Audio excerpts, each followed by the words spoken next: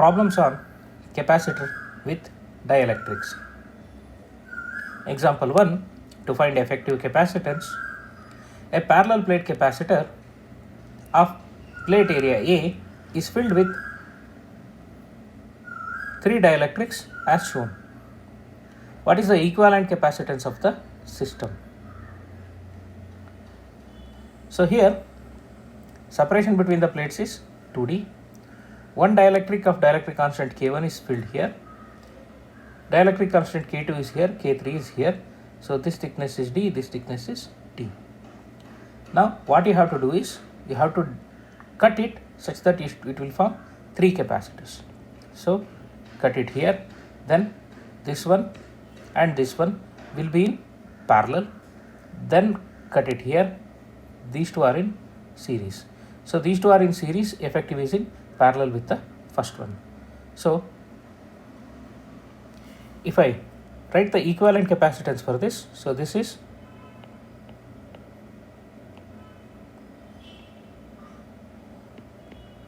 K1. So this is in parallel with, this is K2, this is K3. So these two are in series, this is in parallel, this is D, this is D, this is 2D, this is A by 2, this is A by 2. Now capacitance of first capacitor C1 is equal to K1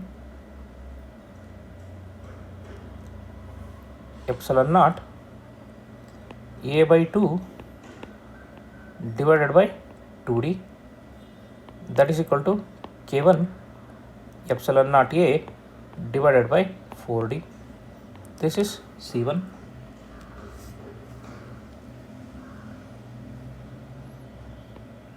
C2 is K epsilon naught A by 2 divided by D. So that implies C2 is K epsilon naught A by 2D.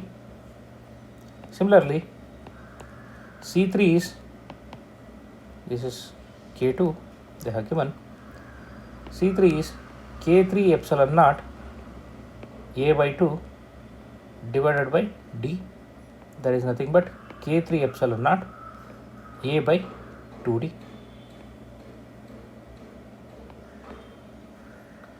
So these are the capacitances. So now C2 and C3 are in series.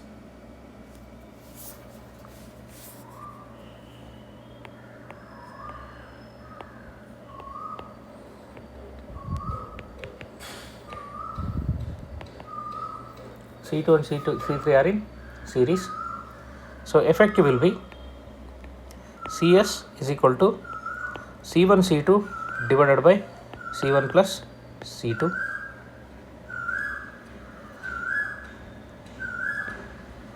So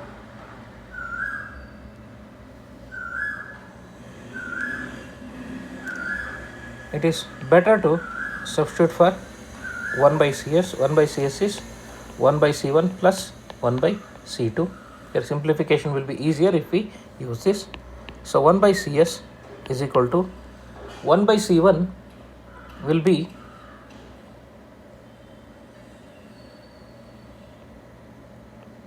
should be C2 and C3. Yes, 1 by CS should be equal to C2 is what?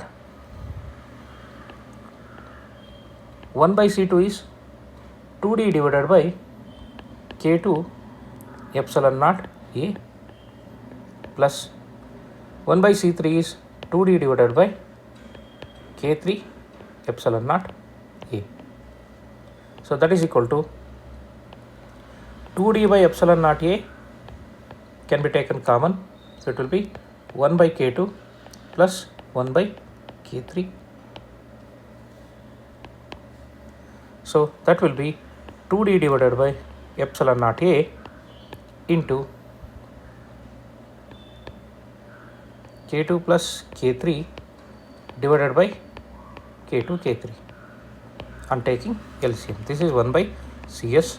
So CS should be equal to epsilon naught A by 2D into K2 K3 divided by K2 plus K3. So this is what we get for CS. Now CS is in parallel with C1.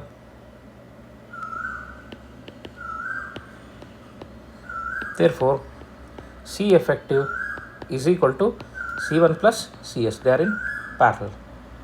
So C effective should be equal to C1 is K1 epsilon naught A divided by 4D plus